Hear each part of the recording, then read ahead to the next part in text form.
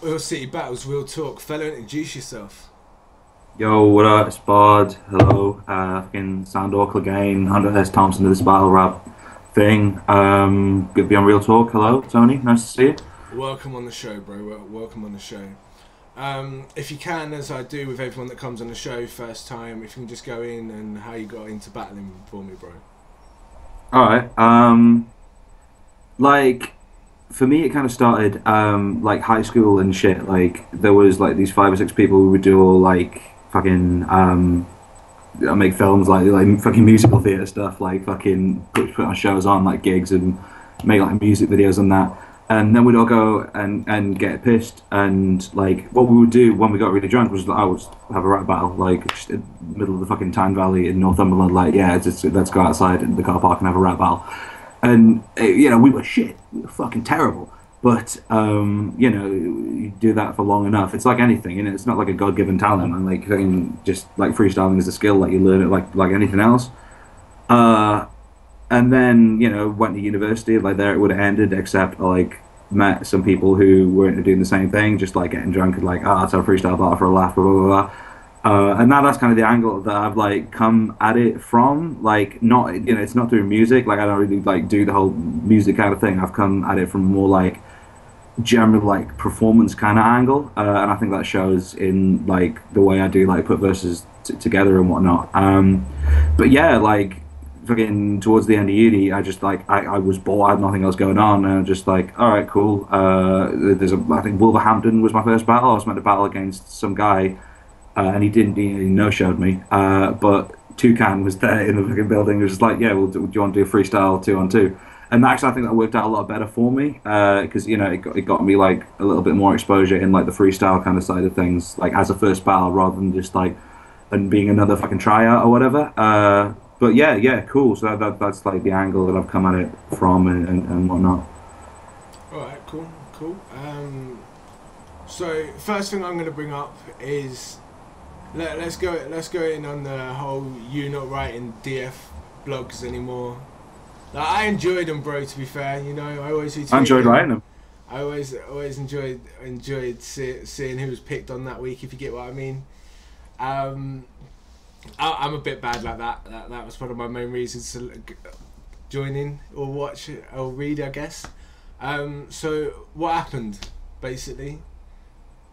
I mean, the situation with Don't Flop was like it's got like the reasons that me leaving Don't Flop like have nothing to do with me like battling for them. It was purely like you know I was doing the blog like it was like 7 or 8 months or something. I was like producing content for the website effectively. And like the problem with Don't Flop is they're not really great at like communication. You don't hear about stuff like ever, like even if you're doing something wrong or whatnot, like you know there could be like a no news is good news situation, and just like if they keep posting your stuff, like don't keep messaging people when they're not going to fucking message you back and say, oh, do you want this feature done, or you know, do you want it done a certain way, or whatever.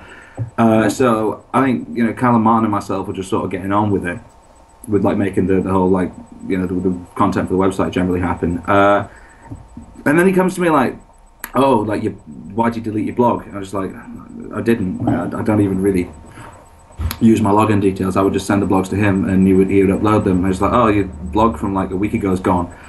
And I messaged the like messaged Don't Flop about it, and like 2 days later, they were just like, oh yeah, you were like you were saying something, you know, bad about your bad mouthing like a company product or something, so we deleted the blog. Like, first off, you got to bear in mind, like, I'm not promoting these videos, like, I am reviewing them. So like if Don't Flop puts out something occasionally that doesn't come from the fucking table at the right hand of God, that isn't a fucking proclamation to the fucking people, like sometimes it puts out shit, like every YouTube channel sometimes puts out shit. And I think if like you know you praise everything, you know, run your nose up somebody's ass, like it becomes meaningless, and no, it's like, oh, it's just another fucking channel.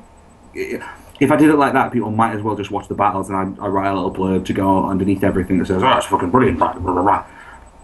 Because at one point I was like writing fucking reviews for every main channel battle they released, but whatever. So yeah, I'm not like promoting these things. I'm giving my like honest opinion on them, and like apparently it was who made the executive decision to just like delete the fucking started deleting my work, and I'm just like, well, that's not really the most mature fucking way to deal with problems. Like, I know I'm doing it for free, and like, incidentally, I was fucking offered money at one point to do the blog. Like, at some point in the future, like maybe at some point, yeah, if you want, we'll talk about the contract. And like, well, I'm like, no, I don't really want that because then it'd make like a hobby feel like a job, you know, kind of thing. So fucking stuff just starts getting deleted. And I'm just like, well, that's not like a mature way to handle your fucking issues with you know, in a professional capacity. Try to contact them, got like just fucking nothing back. And just like, well, okay, fuck you, parting of the ways thing. Yeah, it was endemic of the problem. Like I'm not saying anything new. Like I'm not saying anything about doing business with Don't Flop that a lot of people like far more high profile than myself have said like in the past. But you know, this has happened enough times. You know, Don't Flop have alienated enough people to fucking found an entire new battle league off the back of just pissing people off. So that probably says more about the fucking, you know. So talking about KOTR. King of the Rock, yeah, that's fucking perfect segue. Perfect segue, bro. You did bring that in perfectly for me. What's going on? What's going on with yourself and them, then, bro? Before we go into the card. Oh, with King of the Rock and myself, basically. Because so I'm bring some shit up, but let's like the fact that I'm no longer like writing for Don't Flop like doesn't like kind of diminish like the fucking input that I want to have into the general like culture, I suppose. So I'm gonna still like write stuff, you know, general opinion pieces and just kind of commentaries and what have you. And the thing is, I really want to write for BattleRap.com, but the problem is like most prob now writes for BattleRap.com. Yeah. And I don't want to be like I have dogged most prob's fucking career. Like everything most prob has done, I did about a year and a half later, and it's getting to a point where like I think he's turning around and looking at me and going like, you're a strange little man, and you're following me around in my life, and I can now never marry an American woman, like basically, because then probably like probably start taking out like restraining orders and shit. But no, I got the opportunity, and I got talking to Mickey. Really, basically, the long and short of it is, I got talking to Mickey about doing a battle for King of the Ronalds, and he was just like, "Yeah, so we're actually trying to make a go of it as like a proper, you know, entertainment promotion style thing. Do you want to do some blogging for it?" I was just like, "Well, yeah, cool, yeah, because it's something I'm going to do anyway. I might as well, you know, work with Mickey to get the platform going." But the blog itself is launching like, what day is it? Is it Friday? That's like fucking keeping the New Year's celebration going like till probably like Sunday afternoon. What was I saying? Fucking something about Mickey. Mickey. Yeah, I was talking about Mickey. Yeah, and he wants me to do the blog, and I think like the thing with King of the Ronalds is it's like an ethos as much as it is like, you know, you've seen the edit jobs. You know, they pull the kind of just the general message like.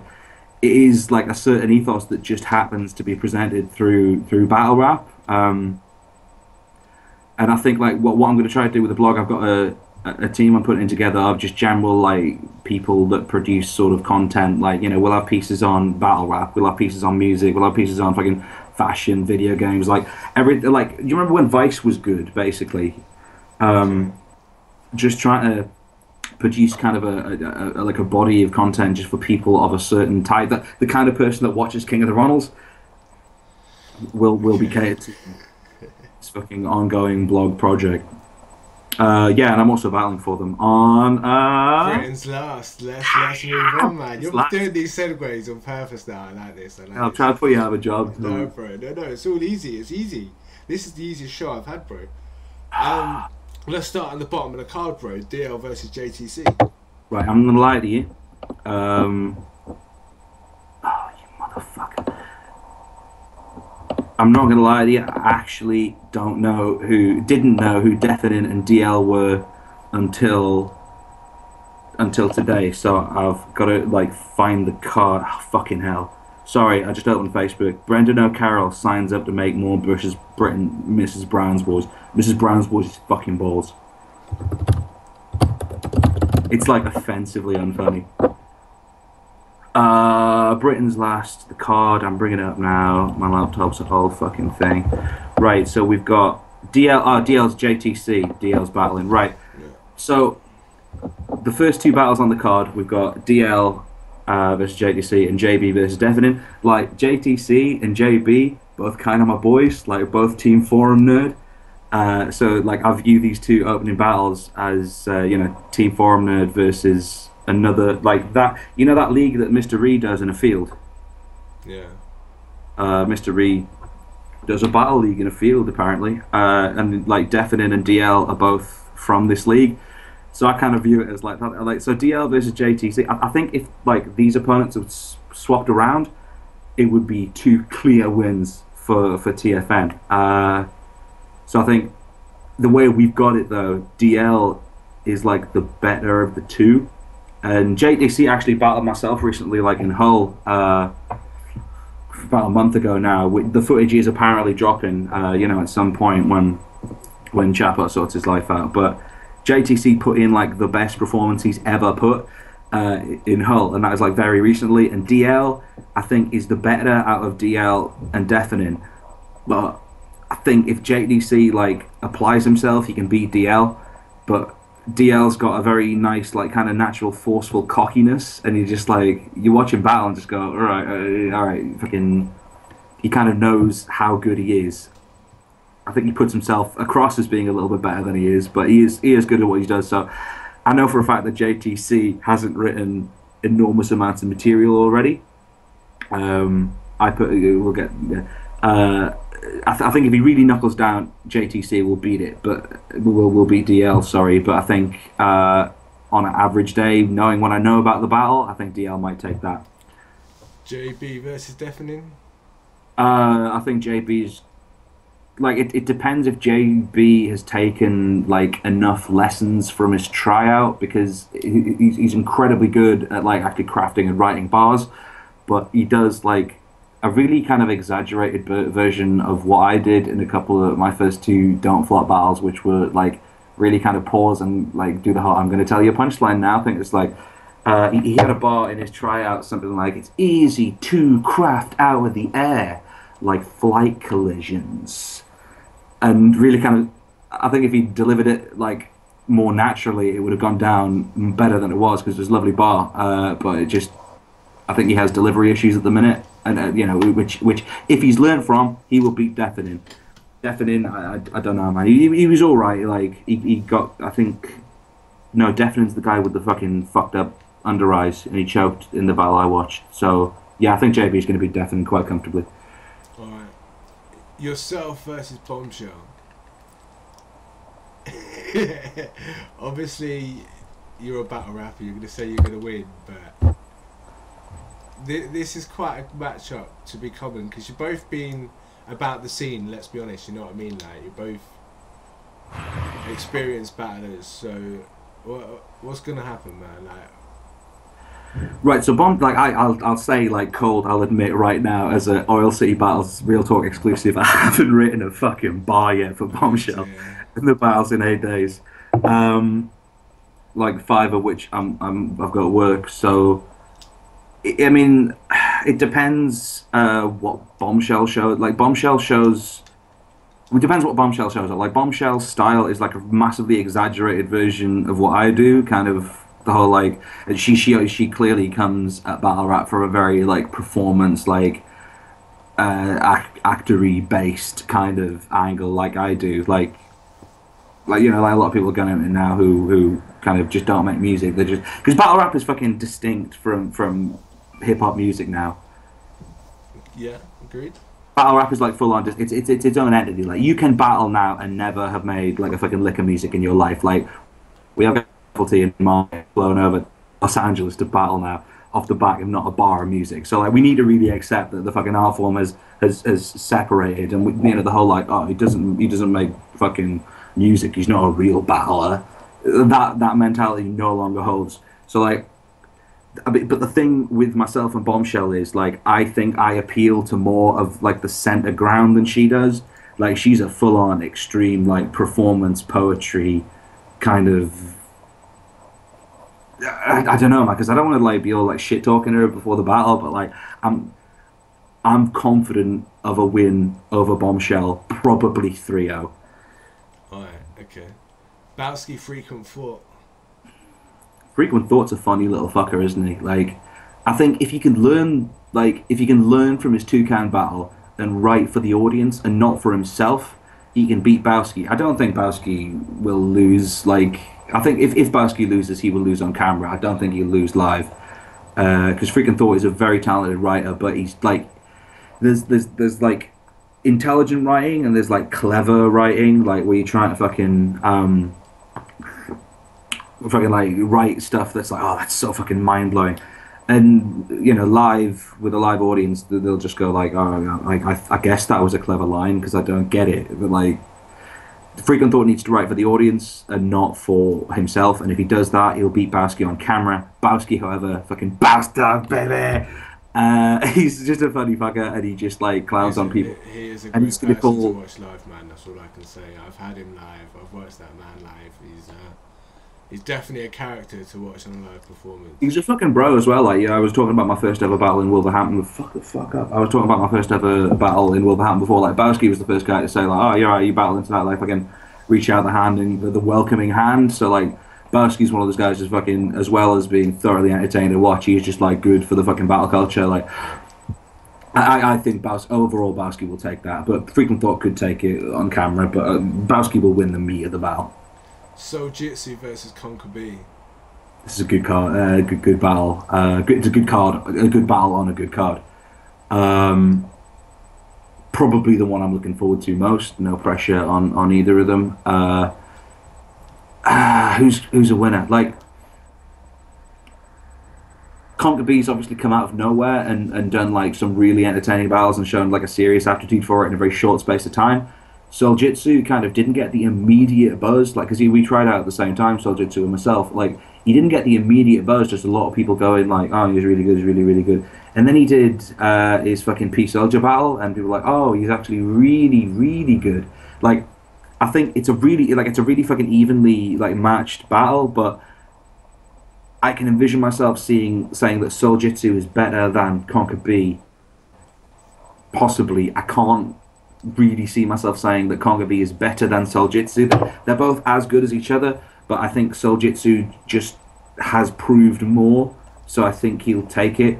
But Conquer B could, if he pulls out a real fucking career. Like, this could be a career-defining performance for Conquer B. A win over Soul Jitsu would probably, like, would you know, he wants to be winning this battle, really, but I'm not sure if he will. Big J versus Max Sherry. Alright. Before anything else, fucking Big J is one of those guys who's good for battle rap.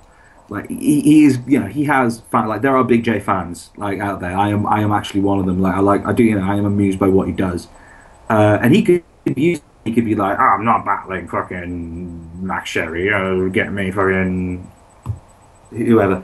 But he will, like, in the same way that like Danny Jack got given a battle. Well, Big J went for a battle with Danny Jack to like, because like Danny Jack's like fantastically talented rapper, but like, you know, his music's brilliant, but he needs that little kind of, he needed that one more match to like find his comfort in like a battle situation, and you know, Big J gave him that one extra chance that Don't Flop probably otherwise wouldn't have given him.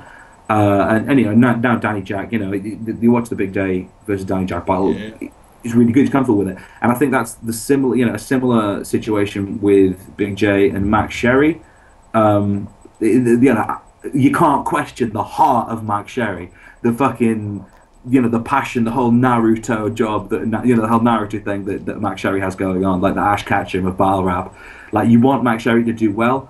He just has massive issues with nerves, and to my knowledge, hasn't been able to get through a full battle yet. I think the Max Sherry Danny Jack battle, Max Sherry choked more, and so I'm going to count that. But what Big J's done is create like a fucking zero pressure environment with, you know, for Max Sherry by making it a one round thing. So it's just like Max Sherry needs to turn up, deliver as much material as he can physically in one round, and all Big J's going to do is turn up and spit 3 rounds of crying jokes. Like, the crowd will probably fuck with Big J more, but it's going to be the platform that Max Sherry needs to do this if he really wants to, which I believe he does, and I fucking believe in Max Sherry. Alright, EMC versus Cracker main event. This is nicely booked because, like, obviously, there is a disparity in. There is a disparity in exposure and the profile of these two MCs. Like, Cracker probably could get a bigger match than EMC.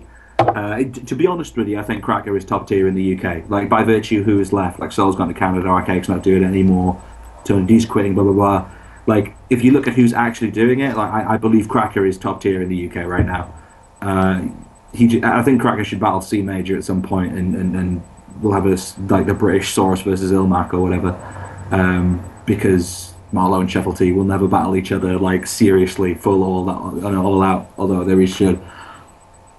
EMC versus Cracker, like, it's well booked because, like, I think Cracker just looked at EMC and, as far as I know, just went, yeah, I think he's a bit of a prick and I've got something to say to him. Like, I want to battle him. I don't know the depth of, you know, unkind feeling between the two, but I know that's basically Cracker was just like, I want to battle this guy. I could say some mean stuff to him. And EMC, again, like, fuck it, he's battling Cracker. Like, this is the biggest match of his career. He can make it work for himself. If he can stop himself being the guy who fucking got his shirt ripped off by Pedro, like, he's got to now be the Zen master of battle rap, because, like, he's got to play it like a high-handed, like, oh, I fucking was the bigger man, I walked away. Because if somebody ripped my fucking shirt off in a rap battle, like, they will get hit. Like, So, I've mentioned it myself now. I had this whole show about this. But yeah, no, I mean, I fully hope that the guys that are getting their opportunities take them on this card, bro. You get what I mean? Like you say, if Max Sherry and EMC, the tier versus the tier, I thought we was gonna have that as the battle in the first place, man. Like, I remember it being spoken about, but then this card come out, I was like, wow. well, there you go, like, and that's what it's doing. Like, this is a battle. Sorry, this is a card that's kind of putting some really solid battlers up against each other, up against each other, and obviously using other talent to, like, boost the new guys. Maybe you know, if they both kill it at Britain Last, we could see Max Sherry versus EMC at the King of the Ronalds' first birthday event, which is coming up. Announcements fucking forthcoming. It'll be a very exciting event, though. But yeah. I think, you know, the two main events are, like, battle talent being managed very well and will be entertaining spectacles. Whereas everything else on the card should be straight up, like, well booked fun battle rap. Cool, bro. Cool. Have you got any shout outs? Like, as always, like, fucking Team Forum nerd, like, illest in the game, like, all that good stuff. But no, like, shout out, like, Mickey Worthless for having me on board with King of the Ronalds and whatnot, and you know, I think the team dynamic that's going on there is really interesting, because it's classic, like, it's the fucking dodgeball, Will Ferrell kind of, like, a team full of slackers and miscreants, like, set out to fucking make something worthwhile, and I think it's working really well. I think the ethos is cool, so you know, shout out to him putting that together. Other than that, as always, man, all hail Discordia, Our Lady in whom all things are possible. But yeah, it's been a pleasure, man. Thank you very much, brother. As usual, people, all our Twitters, Facebooks, yada yada yada, underneath, subscribe to them, follow them, right, like them, all this media, social shit that I get bored of saying now. And this has been Real Talk, and we're out.